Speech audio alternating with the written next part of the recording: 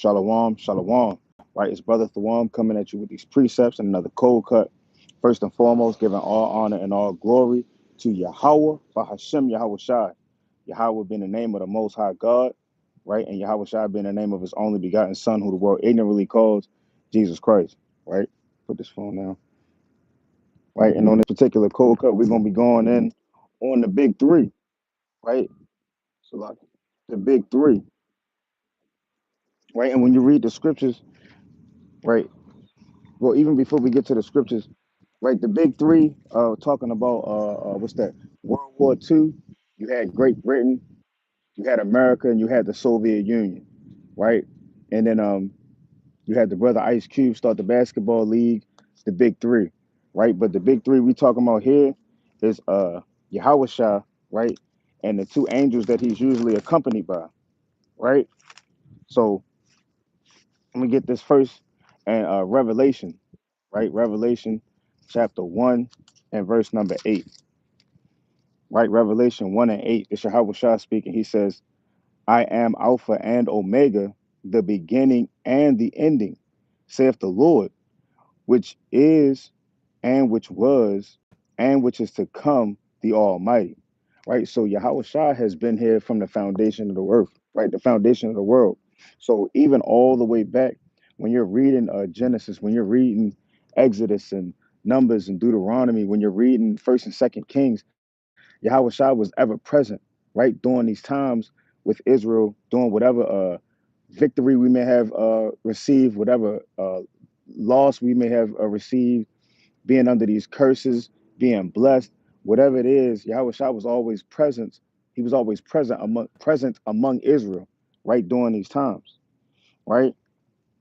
And so when you go to the number three itself, the number three is a number of completion, right? I get a few precepts on that, right? Three is a number of completion.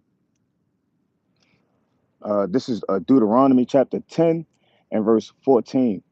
It says, Behold, the heaven and the heaven of heavens is the Lord thy God, is the Lord's thy God, the earth also with all that are therein. Right? So, when it comes to the heavens, the Lord made three heavens, right? We have this sky, this firmament that we know as the heavens, and then above this sky, the firmament, we have the waters, right? The Shemayim, right? The waters, and then you have the heaven that is above the waters, the third heaven. That's where the Most High dwells, right? That's where Yahweh Shai is now. That's where the angels dwell. So these things that are being done on the earth, right, are coming from the third heaven. So you have three heavens. Three is that number of completion. Um, Let me get this in Luke chapter 13. Luke chapter 13. And even when you go into like um, science, they tell you when it comes to measuring space or measuring volume, you have length, you got width, and then you have height.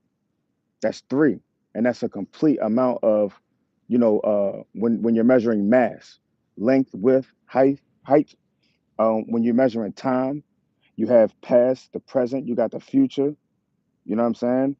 And even in Esau's biology world, or not biology, science world, you have the elements, solids, gas, and liquids, right? Everything is made up of threes, right? You got time, space, you got matter. So all of these things, right? These are threes, and the Most High used these threes. Threes is that number of completion. So let me get this in Luke 13 and verse 6. Luke 13 and 6, the Lord says, He spake also this parable. A certain man had a fig tree planted in his vineyard, and he came and sought fruit thereon, and found none. Then said he unto the dressers of his vineyard, Behold, these 3 years I come seeking fruit on this fig tree, and find none. Cut it down. Why cumbereth it the ground? You see that? So three is a number of completion. Those 3 years, he gave that tree a complete amount of time, a complete amount of years to start producing fruit. And since it's not producing fruit after this complete amount of time, the Lord said, cut it down. Why cumbereth it the ground? Right? So like I'm gonna keep reading verse 8. And he answered and said unto him, Lord, let it alone this year also, till I shall dig about it and dung it. And if it bear fruit, well, and if not, then after that shall cut it down. You see that? So though that three is a number of completion. And the Lord may have mercy on you, and if you that fig tree and you're not bearing no fruit after hearing this knowledge after 3 years, hey, he may have mercy on you and give you a little more time to get it right or to get your spirit together, giving you a little more grace. But hey, that 3 years was a complete amount of time for you to get it together, right? And I want to get this in Matthew chapter 17, right? Right, the transfiguration in the scriptures. Matthew 17 and verse 1, it says, and after 6 days, Yahweh Shah taketh Peter, James, and John, his brother. You see that? Peter, James, and John, those are the three pillars of the church, right? Paul tells you about that in, I believe it's Galatians. So the three pillars of the church, he brings with him, right? A complete amount of his apostles, the complete amount of his disciples, who he's going to set up, later as the leadership of his church, right? After his resurrection, right? Yahweh Shah taketh Peter, James, and John his brother, and bringeth them up into an high mountain apart, and was transfigured before them. And his face did shine as the sun, and his raiment was white as the light. And behold, there appeared unto them Moses and Elias talking with him. So now who's that? You have Yahweh Shah, you got Moses, and you have Elijah, right? Another three, right? Talking together. He says, well, Khan, that's it on that. So you have three. You got these three men being the pillars of the church coming, and then they see the three, right? They see Yahweh Shah, they see Elijah, and they see Moses. And we understand that Moses represents the law, right? Moses represents the law of the Most High that he received from the Most High, right on Mount Sinai in 40 days and even after. And then Elijah is representing the prophets. And that's why Yahweh Shah told us in Matthew chapter 5, right? Think not that I come to destroy the law or the prophets. So the law and the prophets are all being represented, and Yahweh Shah being the fullness of the law and the prophets, right? So that three, that's a number of completion. Now, when you come to what I want, Genesis chapter,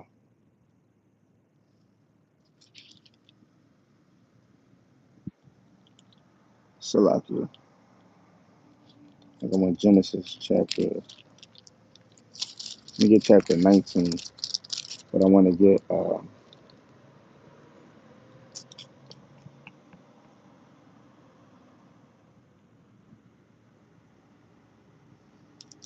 Salakia. In Genesis chapter 19, right, the Lord says, and there came two angels to Sodom at even, and Lot sat in the gate of Sodom, and Lot, seeing them, rose up to meet them, and he bowed himself with his face toward the ground. And he said, behold, now my lords, turn, and I pray you, into your servant's house, right, and tarry all night and wash your feet, and ye shall rise up early and go on your ways. And they said, nay, but we will abide in the street all night. And he pressed upon them greatly, and they turned in unto him and entered into his house, and he made them a feast, and did bake unleavened bread, and they did eat. You see that? So these men, right, these angels, they came to visit Lot. And so when they came to visit Lot, and so when these three angels came to visit Lot, the two angels, Salakia, came to visit Lot. Lot was telling them to come to his house, right? Because he knew how evil it was in the being out and about in that wicked place, right? Being out and about, Salakia, being out and about and walking around in Sodom, right? So like I want to keep going on that. In verse 19, I found what I was looking for. Verse 4, right? Genesis 19 and 4, he says, but before they lay down, the men of the city, even the men of Sodom, compassed the house round both old and young, all the people from every quarter, right? And so this is the account of these men of Sodom and Gomorrah beating down Lot's door, trying to damn get down with the angels, right? Trying to get to know the angels, right? In the biblical sense, right? Being disgusting, right? But jumping down to verse 12, it says, "And the men said unto Lot, Hast thou here any besides son-in-law and thy sons and thy daughters, and whatsoever thou hast in the city, bring them out of this place. For we will destroy this place, because the cry of them is waxing great before the face of the Lord, and the Lord have sent us to destroy it." You see that? So these two angels, right? These are the same two angels that we read about right here in Genesis chapter 18, right? Genesis chapter 18 and verse number 1. It says, "And the Lord appeared unto him in the plains of Mamre, and he sat in the tent door in the heat of the day. And he lifted up his eyes and looked, and lo, three men stood by him. And when he saw them, he ran to meet them from the tent door and bowed himself toward the ground." You see that? So these are the same, these two angels are the two angels that came, that met with Abraham prior to. But it's the two angels, but right here in Genesis 18, it says, "But three men." So who are these three men? These three men are Yahweh Shah and these other two angels, right? And these two angels aren't really mentioned by name, but these two angels are usually with Yahweh Shah when he appears, right? Or sometimes, should I say. So this is one of those instances where these two angels appear with Yahweh Shah, right? I'm going to read verse 2 again. "And he lifted up his eyes and looked." He lifted up his eyes and looked, and lo, three men stood by him. And when he saw them, he ran to meet them from the tent door and bowed himself toward the ground and said, "My Lord, if now I have found favor in thy sight, pass not away, I pray thee, from thy servant. Let a little water, I pray you, be fetched, and wash your feet, and rest yourselves under the tree." You see that? So these three men, they came and they presented themselves, and they visited Abraham, right? Gave Abraham some blessings, gave Abraham some words of comfort.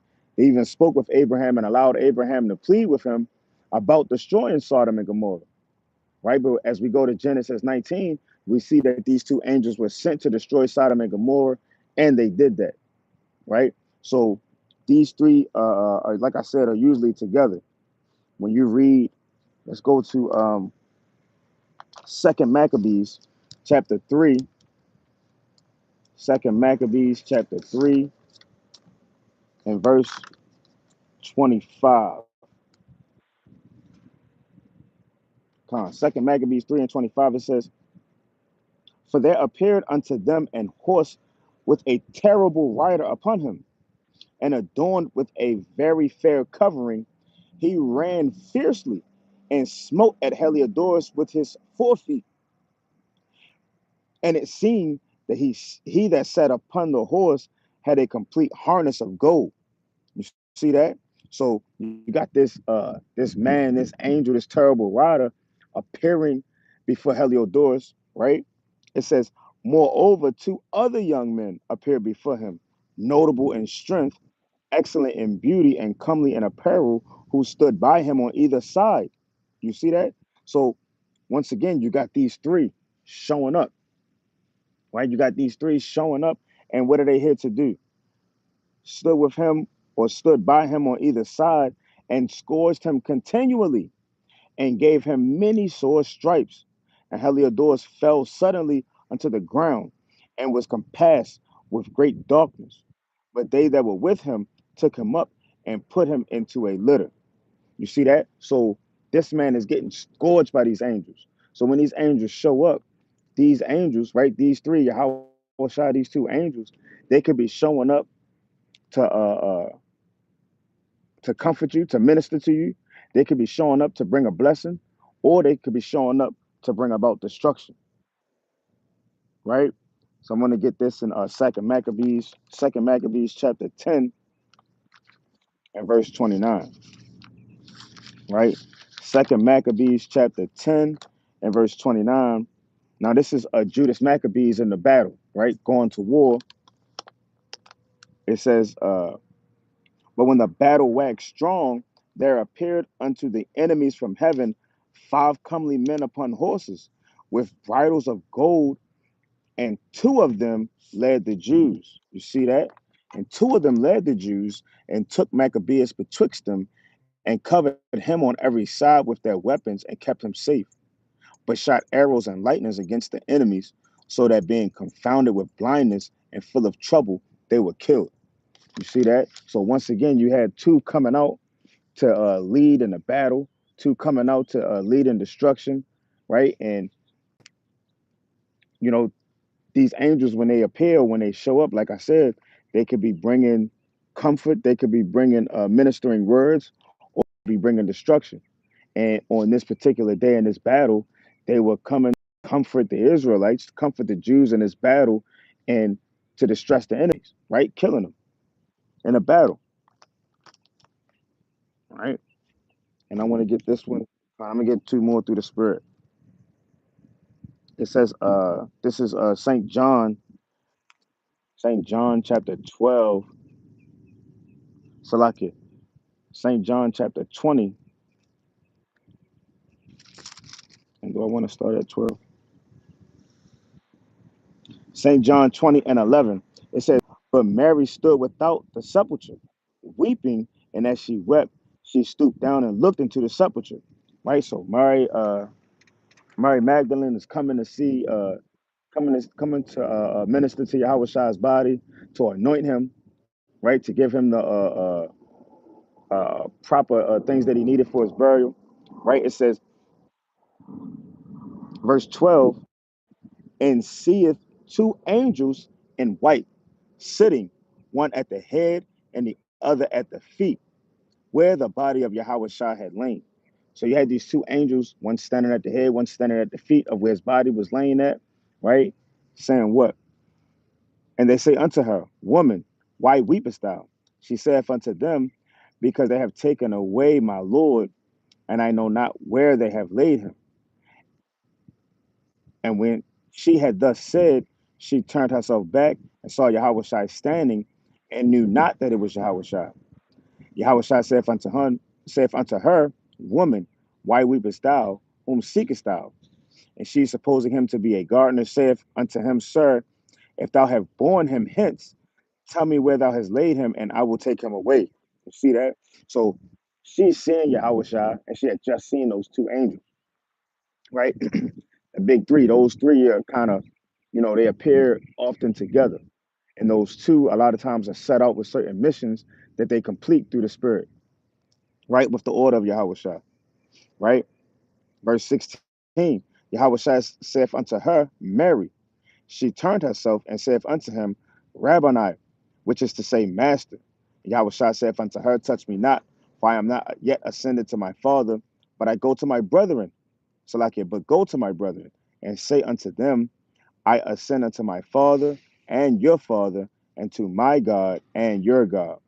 Right? So when these angels appear, right, and if they appear before you, are they appearing before you to destroy you because of your wickedness, or are they appearing to bring words of comfort to you, right, and to minister to you? And your lifestyle, the way that you live in this earth, is going to determine the type of message that you get from an angel, because an angel really is just a messenger.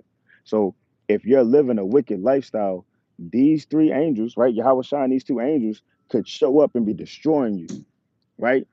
Putting vexation upon you, putting plagues and affliction upon you, putting yokes and bands of judgment upon you.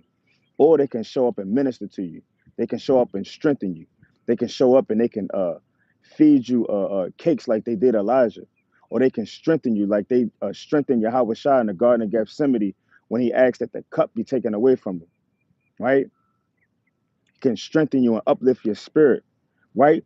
Or they could be bringing salvation to you when all hell is breaking loose on the earth in these last days, right? During and after Jacob's trouble, right? So I'm going to get this in Matthew chapter 24, right? Matthew chapter 24,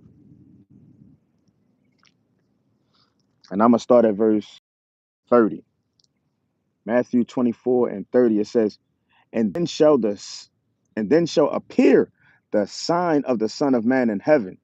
And then shall all the tribes of the earth mourn, and they shall see the Son of Man coming in the clouds of heaven with power and great glory. And he shall send his angels with a great sound of a trumpet, and they shall gather together his elect from the four winds, from one end of heaven to the other. Right, and that's what we want. We want that salvation. We want to be gathered, and we want to be a part of that number. I'm gonna jump down to verse number 34. The Lord says, "Verily I say unto you, this generation shall not pass till all these things be fulfilled. Heaven and earth shall pass away, but my words shall not pass away." So this heaven, right? This kingdom that we're in now, it's going to pass away, right? But the kingdom of heaven is never going to pass away. The words of the Lord will never pass away. Yahweh, by Hashem Yahweh Shah, right? The word will never pass away. And Lord willing, we can be changed and receive glorified bodies with him, and we ourselves can never pass away, right? And I want to get this last precept. James chapter 4 and verse number 12. It says, "There is one lawgiver who is able to save and to destroy. Who art thou that judgest another?" So Yahweh Shai can come up to you with these angels, and they can come to save you, bring salvation, or they can come and destroy you. And your life is going to choose for you. So Lord willing, we make sure that we pick our poison, right? We pick the proper cup to drink out of. Do we want to receive salvation from the Lord, or do we want to receive destruction from him? So with that, Yahweh Bashem Yahweh Shai Barak Atham, I pray this was edifying. Kwam Yashar.